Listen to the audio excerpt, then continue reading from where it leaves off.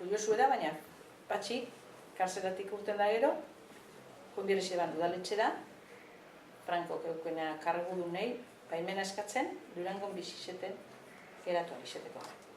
Da gero, lehenengoko hauteskundietan, Franko hile gero, bera izen zen, lehenengoko alkatia. Oker espanago gainera PNVk atara zituen 11 hasta gehiengo absoluto, ezta?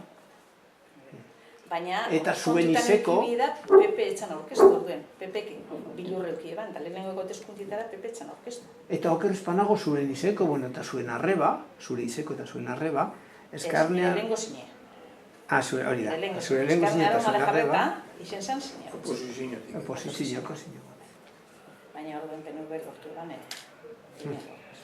Baina zure aita, esan izen bakarri Durangoko alkate, gero izen zan baita ere? Diputau egero. Diputau, Bizkaiko diputazio. Diputazioako izan. Urtietan.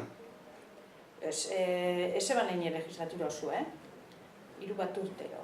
Baina alkate izan eta gero. Alkate izen. Zenbat urteetan izen zan alkate? Lau, legislatura bat, izen zan alkate, eta urrengokoen legislaturan ja sartu zen diputazio. Kulturako. Zureaike beti kabretan zan bere alderdi barruen euen euskera ganako saletasun gitxi. Claro. Zureaike Patxi Zilgarai beti le llevaba los diablos. Claro. Euskerin aldeko esielako alegintzen. Ez dakien da zeretik beste gauza batzun kontra egin danien, horregoten da resorte bat, disparetan dagoena, eta ja, esatozu ba, hau ez tozu gurin jaian, ontsen dio ba, da hori euskeriaz etzan pasetan. Ez dakit sereitik etzan pasetan. Porque era de aldeanos, matematikak zuena. Hori zizen. Era de aldeanos.